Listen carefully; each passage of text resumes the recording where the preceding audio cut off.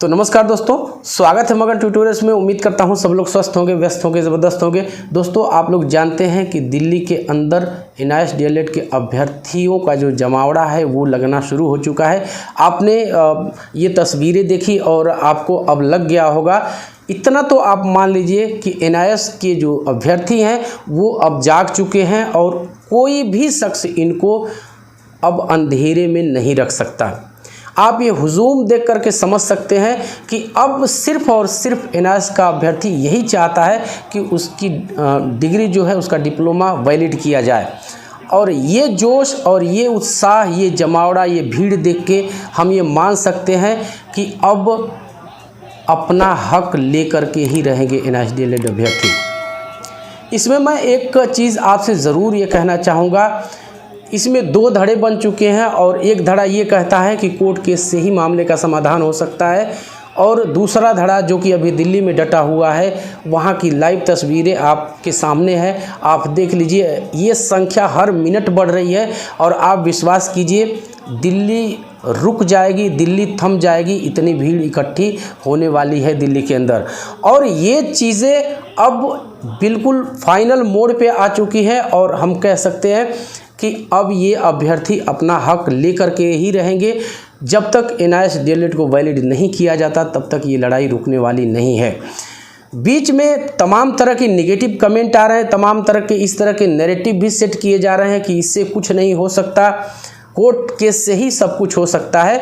तो court case को भी ये लोग कितनी ईमानदारी से कर रहे हैं और कितने बढ़िया तरीके से कर रहे हैं, वो भी मैं एक डॉक्यूमेंट के माध्यम से आपको आज दिखाने की कोशिश करूंगा। लेकिन यहाँ पे एक चीज़ आप सभी लोग समझ लीजिए कि यदि NIS DLED को सफलता मिल सकती है तो वो सिर्फ और सिर्फ विरोध प्रदर्शन से ही मिल सकती है। ऐसा नहीं है कि विरोध प्रदर्शन में NCT का कोई ऑफिशियल आएगा और वो तुरंत गजट जारी करके आपको दे देगा। इसका मोटिव सिर्फ यही है कि सरकार पे दबाव बने, चाहे कोर्ट का मैटर हो, चाहे प्रशासनिक स्तर पे मैटर हो, चाहे संवैधानिक संस्थाओं का मैटर हो, सरकार अपने स्तर से उसका समाधान करे। यदि केस ही लड़ना है तो सरकार लड़े, अभ्यर्थी अपने जेब से पैसे क्यों खर्च कर रहे।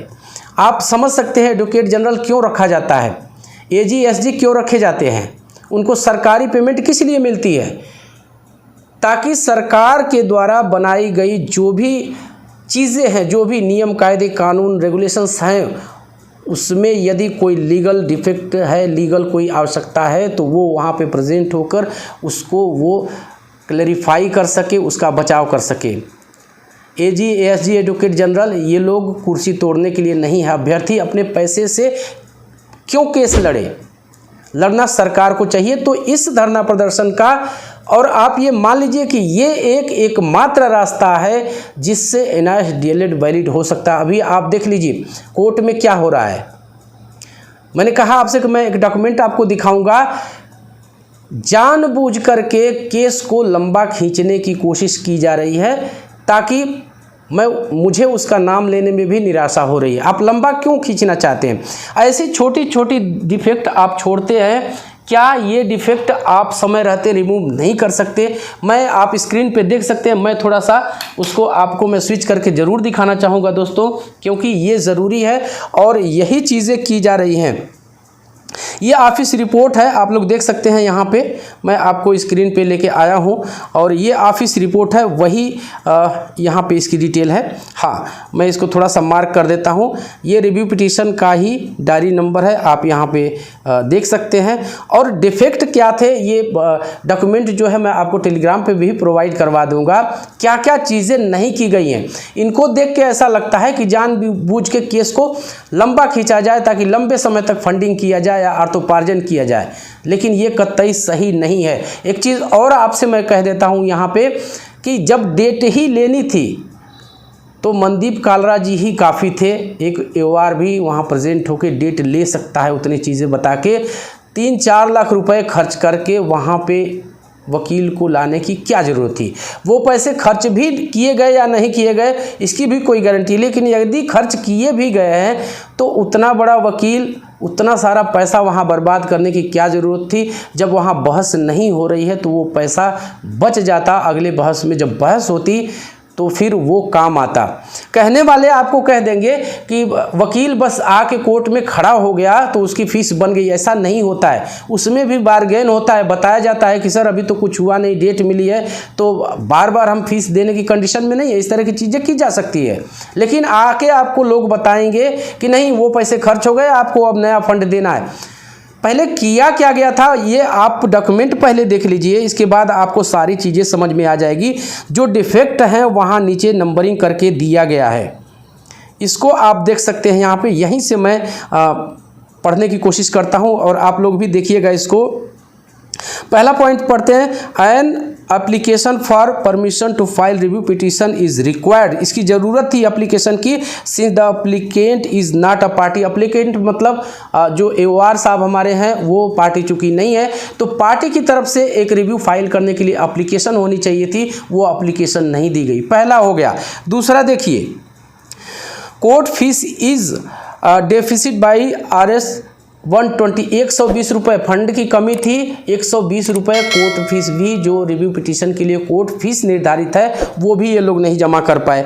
चलिए, फंड की इतनी कमी थी, 120 रुपये नहीं जमा हो पाए। तीसरा, full cause title of civil appeal required to be continue after the case title of review petition. कोई भी इस तरह की डिटेल नहीं दी गई कि किस लिए है, कब तक है, ये भी नहीं किया गया। चौथा और महत्वपूर्ण पॉइंट आप देखिए, supporting affidavit of petition is not attested. बिना स्वप्रमाणित, हमको बिना प्रमाणित जो है वो एफिडेविट दे दिया गया, वहाँ पे ये भी एक डिफेक्ट है। और पाँचवा आप देख लीजिए, वकालतनामा appearance on behalf of all petitioner और NOC रिक्वायर्ड। तो आप लोग जानते हैं कि यदि आप वकील चेंज करते हैं तो जो पुराना वाला वकील है उससे आपको NOC लेनी पड़ती है। यदि वो परमिशन नहीं देता तो फिर आप हियरिंग नहीं करवा सकते दूसरे वकील के साथ। तो नो ऑब्जेक्शन सर्टिफिकेट भी नहीं लिया गया पुराने वकील से, और नया वकील इनको इतनी जल्दी थी, पता नहीं क्या था कि NOC लेना भी इन लोगों ने मुनासिब नहीं समझा। तो ये स्थिति है डिफेक्ट की दोस्तों। इसको क्यों किया गया, मुझे जो समझ में आ रहा है, मुझे सिर्फ यही समझ में आ रहा है कि केस को जानबूझ के लंबा खींचा जा रहा है। अभ्यर्थियों का पैसा इतना मामूली पैसा नहीं है, हम एक तरह से कह सकते हैं फ्री का पैसा नहीं है, मेहनत की कमाई है उनकी, इस तरह से आप उसको बर्बाद नहीं कर सकते। और दूसरे, ठीक है, जो काम आप कर रहे हैं कीजिए, कोर्ट की कार्रवाई यदि हम कूद ही गए हैं, सरकार नहीं है उसमें, तो हमें करना चाहिए, लेकिन आप इस तरह से पैसे की बर्बादी नहीं कर सकते। इसीलिए विश्वास जी हैं छत्तीसगढ़ से, उन्होंने मुझे कहा कि सर आप प्लीज़ ये चीज़ें समझाने की कोशिश कीजिए कि दिल्ली धरना प्रदर्शन ही एकमात्र ऐसा रास्ता है जो NIS DLED को वैलिड करवा सकता है, और अभ्यर्थी जो हैं इनकी जेब पे ज़्यादा प्रेशर भी नहीं पड़ेगा। क्योंकि जब आप मतलब डेट लेने के लिए वकील खड़ा करके और आप 4 लाख रुपए गंवा दीजिए, इतने पैसे कहाँ से आएंगे। खैर जो भी हो दोस्तों, मैं आप लोग से एक चीज़ ज़रूर कहना चाहूँगा कि आप लोग दिल्ली धरना प्रदर्शन में बढ़ चढ़ के हिस्सा लीजिए। अभी भी जो मेरे भाई वहाँ नहीं पहुँच पाए हैं, प्लीज़ आप लोग पहुँचिए। हम खुद पहुँचते, हमारी मजबूरियाँ हैं, आप समझने की कोशिश कीजिए। हम भी वहाँ पे पहुँचते और अब भी हम उम्मीद कर रहे हैं कि एक दिन के लिए ही सही हम वहाँ पे पहुँचे।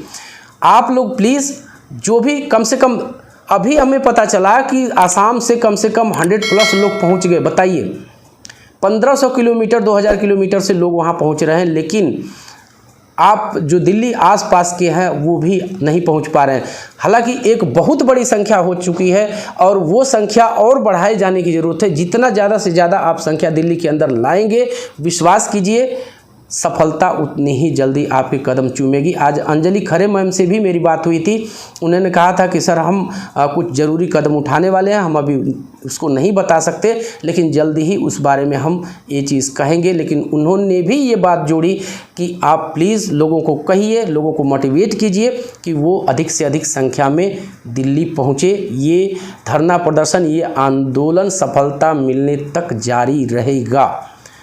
तो यही कहना था दोस्तों, ज़रूर आप लोग पहुँचिए और विश्वास कीजिए यही एक रास्ता है जहां से NIS DLED की वापसी हो सकती है। बाकी जो कार्रवाइयाँ चल रही हैं वो चल ही रही हैं, लेकिन इसमें आपको बढ़ चढ़ के हिस्सा लेना है। तो बस दोस्तों यही था आज की इस वीडियो में। उम्मीद करते हैं कि आपको ये वीडियो पसंद आई होगी। चलते चलते वही रिक्वेस्ट दोस्तों, कृपया इस चैनल को लाइक शेयर और सब्सक्राइब ज़रूर कीजिए दोस्तों। जब आप ऐसा करते हैं तो हमें को मोटिवेशन ज़रूर मिलता है। मिलते हैं अगली वीडियो में, तब तक के लिए नमस्कार।